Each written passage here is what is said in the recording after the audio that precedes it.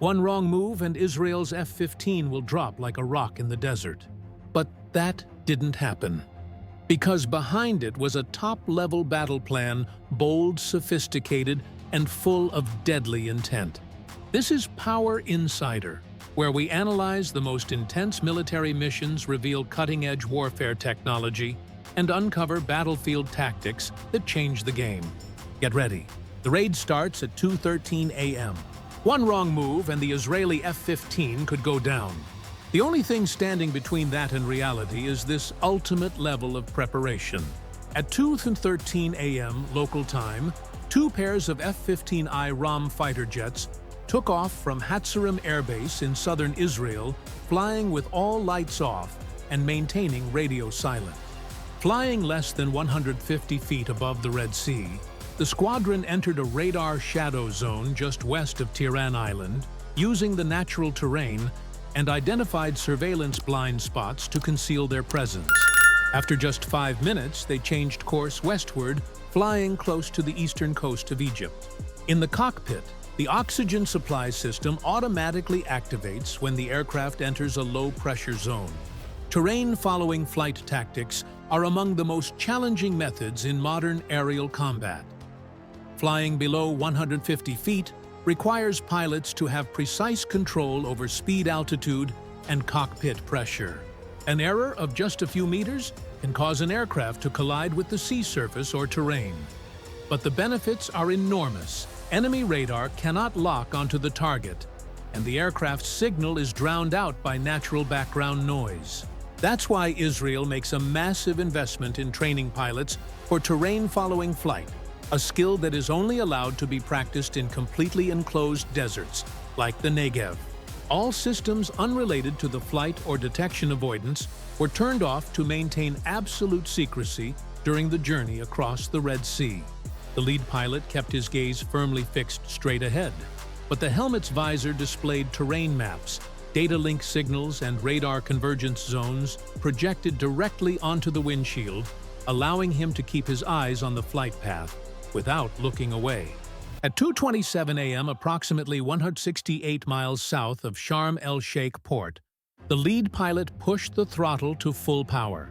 The rear pair tightened their formation as all four aircraft descended to just 200 feet to avoid early warning radar in Sudan. They will maintain this altitude for the next 260 miles, with the only sign of their presence being the churning water from the green engine as it roars southward. The exterior of the F-15I looks like a standard Strike Eagle, but the interior, its weapons sensors and avionics, is all the product of advanced Israeli technology. These upgrades are about to be tested in a real-world mission under extreme stress. The F-15 IRAM version is Israel's long-range strike variant optimized for deep penetration missions without requiring extensive support. The most distinctive identifying feature is the two conformal fuel tanks mounted flush against the fuselage, providing over 4,500 pounds of additional fuel without increasing radar cross-section or aerodynamic drag like external tanks would. Inside the cockpit, the RAM pilot uses a helmet equipped with an Elbit 4 display, projecting data about threats, terrain, and targets directly onto the visor with a refresh rate of 40 milliseconds. That is a crucial factor for terrain-hugging missions like this, where the pilot cannot afford to look down even for a moment. At every moment, this integrated helmet combined with the RAM body-hugging fuel tank allows pilots to fly a distance of 260 miles at extremely low altitudes without needing to carry an external tank. Without these features, the aircraft would have to refuel mid-air much earlier, increasing the risk of detection and narrowing the attack window. Terrain-following flight capability also reduces the pilot's workload during the most hazardous phase of flight. However, flying at a low altitude is only effective when the timing is absolutely precise, and the next point in the sequence is at an altitude of 24,000 feet. By 12:39 a.m., after covering 292 miles, the RAM flight crew began gradually ascending over the international waters south of Port Sudan, reaching the edge of the calculated safe corridor. Outside, there is the airspace of Yemen, where radar systems and Iranian-equipped SAM air defense sites are on standby. Aerial refueling is not just a technical procedure, it is a vital lifeline for combat aircraft carrying heavy loads over long distances. In this case, without REM, the RAM formation cannot carry out long-range strikes across the sea and through Yemen. Even a small mistake, such as misaligning the refueling probe or approaching at the wrong timing, can cause the entire mission to fail halfway through. Moreover, conducting aerial refueling without radio communication demonstrates a level of stealth coordination that very few squadrons are capable of. 4 fighter jets split into 2 pairs, each pair attempting to flank the rendezvous point from opposite sides, a standard compensatory tactic in case of an ambush or mechanical failure. At 12:43 a.m., the first KC-77 Fuad 7 REM tanker appeared on the radar screen, maintaining a stable altitude of approximately 24,000 feet over an area called Syrup 6. The control staff have been instructed to prepare for 4 fighter jets, but communication checks should only be conducted if absolutely necessary. It's time to refuel before raiding the target. The lead pilot of the ROM team signaled by flapping his wings once, then slid into position. Below, the large gray tanker cast a long shadow under the starlight. The refueling probe has been extended and stabilized using small, actively controlled fins. Next, the operator needs to make a slight adjustment, guiding the fuel hose connector to fit into the receptacle on the cockpit, producing a sharp metallic click sound. Each ROM refuels in under 3 minutes, drawing enough fuel to reach a combat range of 1,000 miles, even when fully loaded with weapons. Below them, the Red Sea lies peaceful. But across the ocean beyond the horizon, the early warning radar was beginning to rotate. The KC-707 REM is Israel's primary strategic aerial refueling platform based on the Boeing 707 airframe, but extensively upgraded with Israeli systems. The high-flow refueling system allows for refueling high-speed fighter jets like the F-15I in under 3 minutes, delivering up to 2,500 gallons per refueling session. Looking at the next boom section, you'll notice active adjustment arms on both sides that keep the nozzles perfectly aligned even when maneuvering in strong wind conditions. Inside the system, Israel has equipped the REM aircraft with an advanced avionics system that supports coordinated encryption missions and tank management along with prioritized fuel options. Above the aircraft fuselage are direct line-of-sight data links ensuring the safe updating of information during flight. Despite its age, RM remains an essential lifeline for long-range attack aircraft, especially when deployment at forward bases faces political or tactical obstacles. In this mission, REM's ability to refuel quickly and sustain long flight durations enables the ROM squadron to proceed directly to the target without needing to stop. If mid-air refueling is not available, the F-15s will have to choose between deploying forward bases, which carries diplomatic risks, or reducing their bomb load.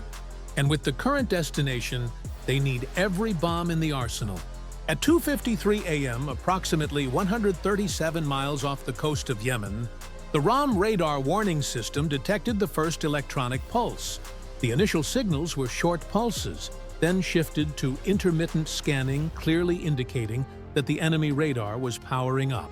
The secret signal library confirmed that it is a spoon rest radar, originating from the Soviet Union, supplied by Iran, and operated by the Houthi forces.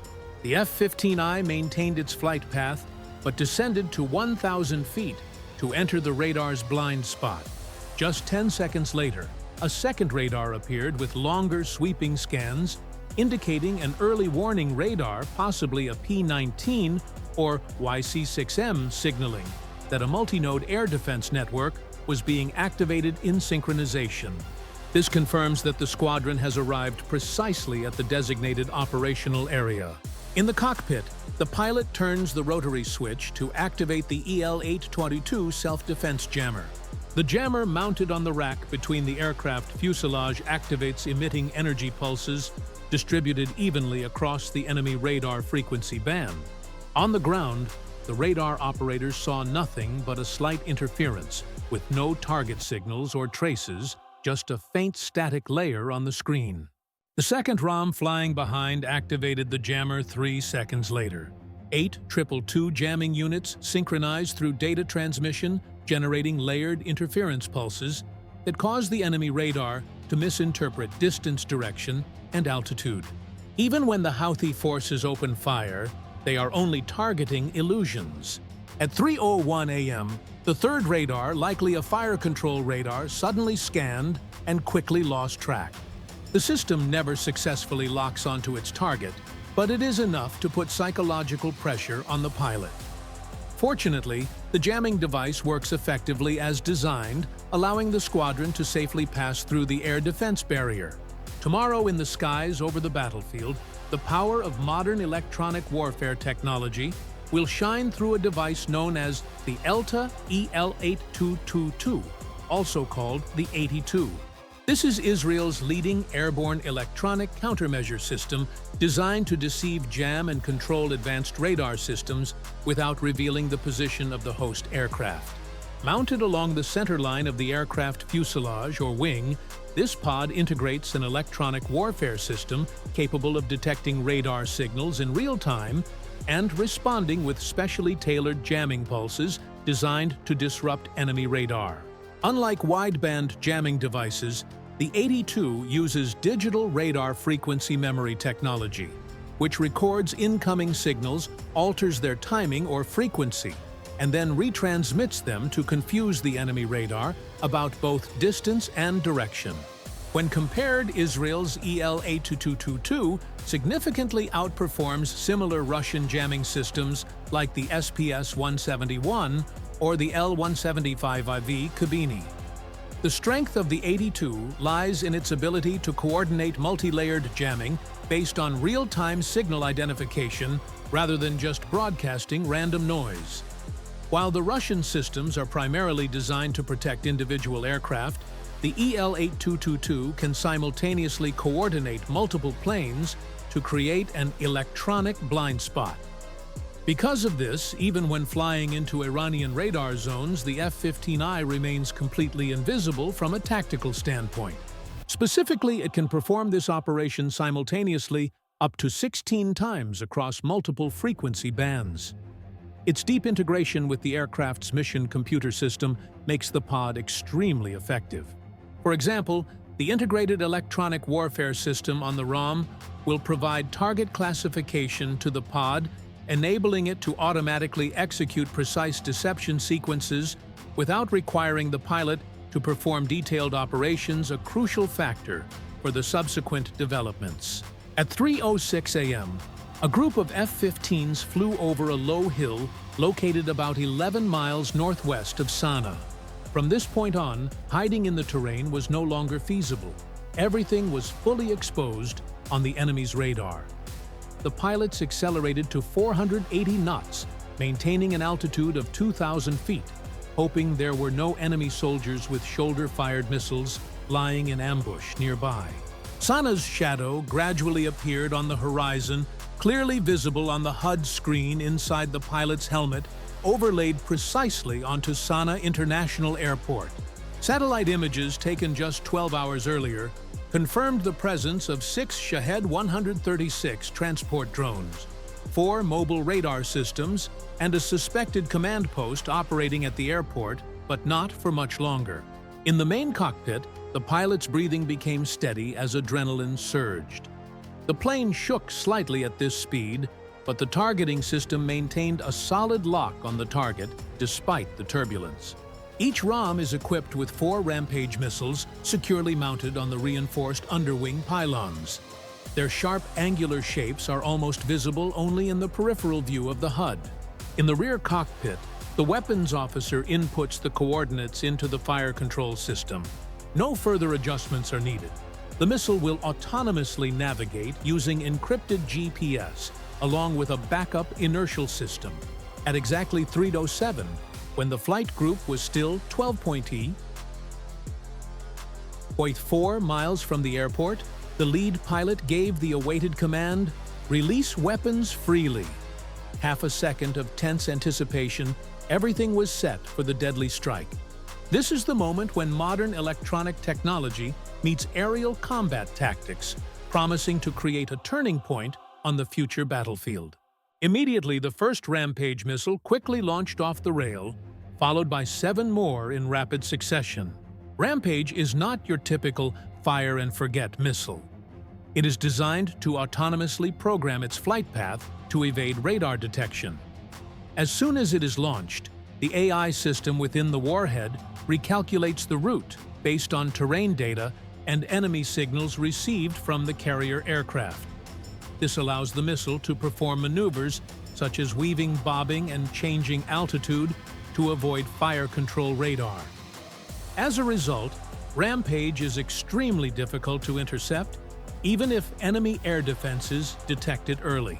As each missile leaves the rail, there is a brief moment of silence before the booster engine ignites, propelling the rocket upward in a brilliant flash of light.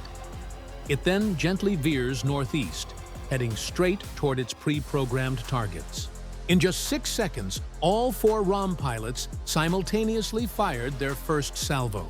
8 rockets are now speeding at Mach 1.5, ready to strike the target almost simultaneously.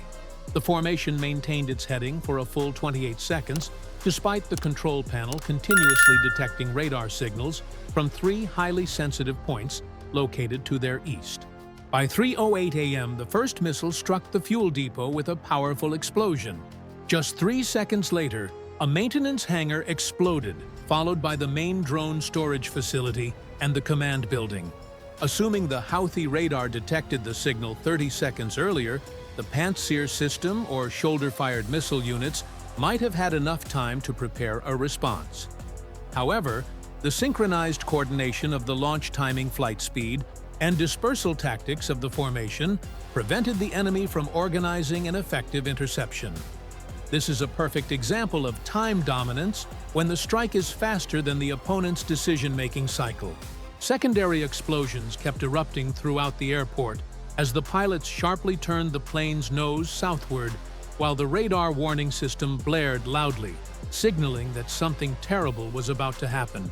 The Rampage missile that the pilots just launched is a long-range precision ground attack missile developed jointly by Israel Aerospace Industries and Israel Military Industries. Designed to penetrate deeply hidden non-stealth targets, the Rampage missile leverages extremely high speed and advanced flight programs to overcome even the most modern air defense systems. Approximately 15.4 feet long, the missile is launched from standard fighter jet mounts, reaches speeds of Mach 1.5, and has a range exceeding 90 miles. Notably, it does not use a terminal probe, but relies entirely on precisely programmed target coordinates.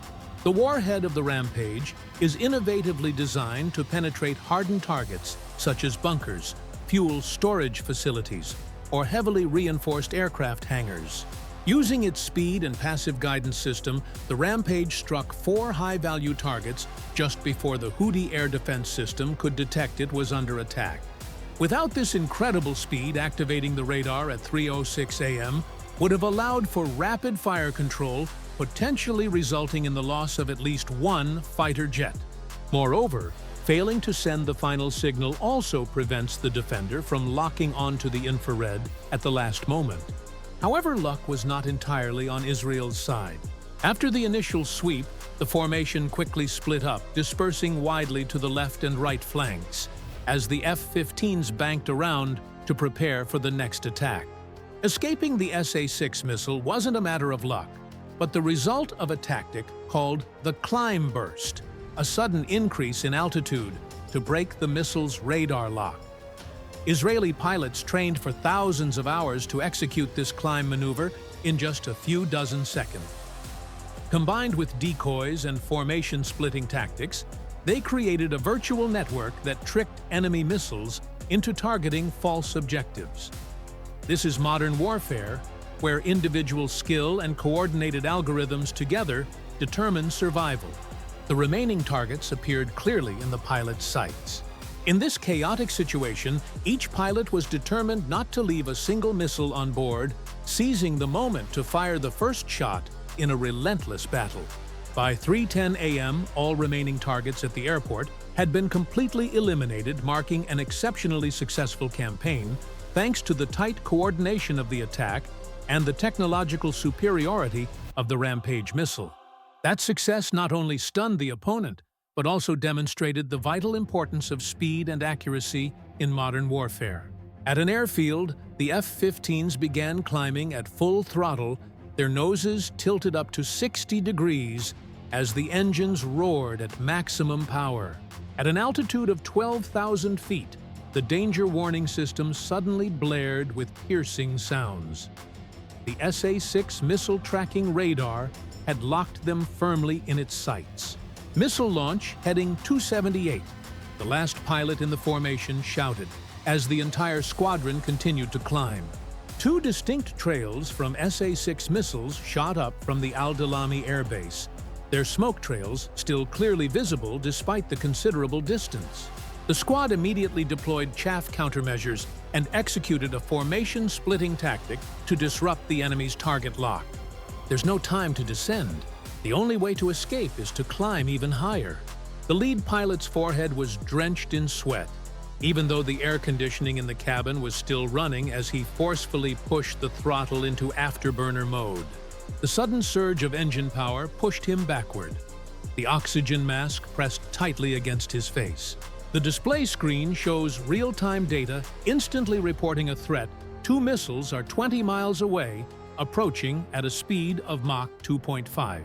At this approach speed, the missile will reach the target in about 39 seconds, but they have an additional 38 seconds to climb to the maximum altitude of the SA-6. The group of aircraft crossed the coastline at 3:15 a.m., while two missiles continued to pursue them closely, seemingly relentless. However, when the missile is nearing the end of its range and loses a strong radar signal, its targeting guidance becomes erratic and inaccurate. The snipers, desperate to find their target, relayed the previously recorded false signals to the missile. At the last moment, the missile suddenly changed direction toward the north and then exploded several miles away from the last plane in the formation without causing any harm. Fortunately, not a single F-15 was damaged. Only the pilot's flight suit was affected. See you in the next intense encounters. Fortunately, not a single F-15 was damaged. Only the pilot's flight suit was affected. But the battle is not over yet. Radar signals, silent combat tactics, and video games are still quietly unfolding. Will the opponent learn their lesson, or will they face another barrage of firepower? See you in the next thrilling showdowns. This is Power Insider, where modern warfare is analyzed from every perspective.